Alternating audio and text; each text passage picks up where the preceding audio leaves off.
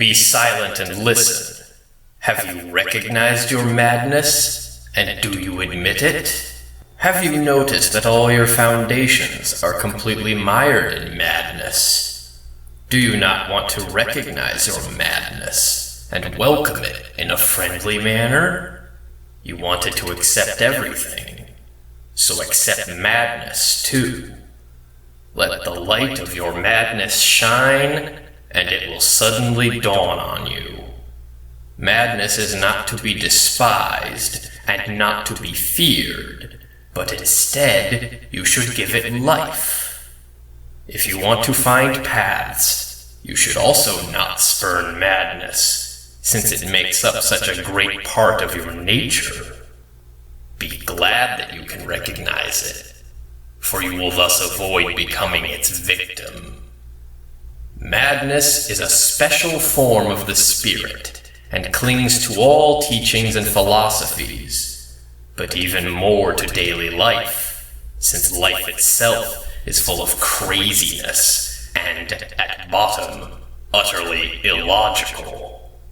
Man strives toward reason only so that he can make rules for himself.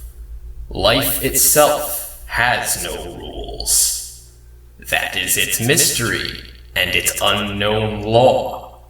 What you call knowledge is an attempt to impose something comprehensible on life. As long as you are not conscious of yourself, you can live. But if you become conscious of yourself, you fall from one grave into another. All your rebirths could ultimately make you sick. The Buddha therefore finally gave up on rebirth, for he had had enough of crawling through all human and animal forms.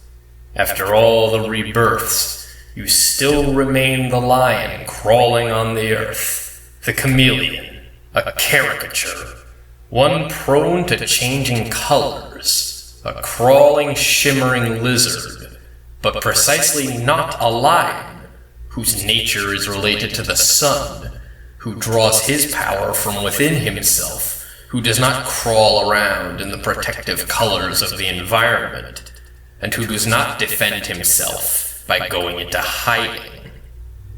I recognize the chameleon, and no longer want to crawl on the earth and change colors and be reborn.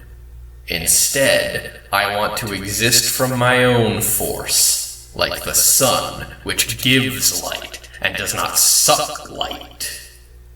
That belongs to the earth. I recall my solar nature, and would like to rush to my rising. But ruins stand in my way. They say, with regard to men, you should be this or that. My chameleon-esque skin shudders. They obtrude upon me and want to color me. But that should no longer be. Neither good nor evil shall be my masters. I push them aside, the laughable survivors, and go on my way again, which leads me to the east. The quarreling powers that for so long stood between me and myself lie behind me.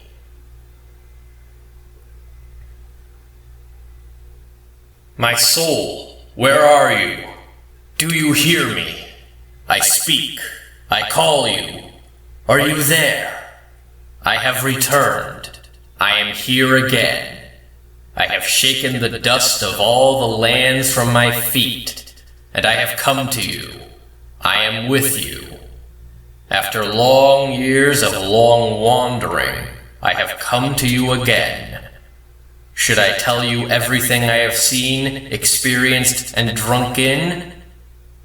Or do you not want to hear about all the noise of life and the world? But one thing you must know.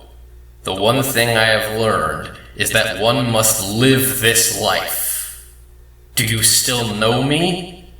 How long the separation lasted? Everything has become so different. And how did I find you? How strange my journey was! What words should I use to tell you on what twisted paths a good star has guided me to you? Give me your hand, my almost forgotten soul. How warm the joy at seeing you again, you long disavowed soul. Life has led me back to you. Let us thank the life I have lived for all the happy and all the sad hours, for every joy, for every sadness. My soul, my journey should continue with you. I will wander with you and ascend to my solitude.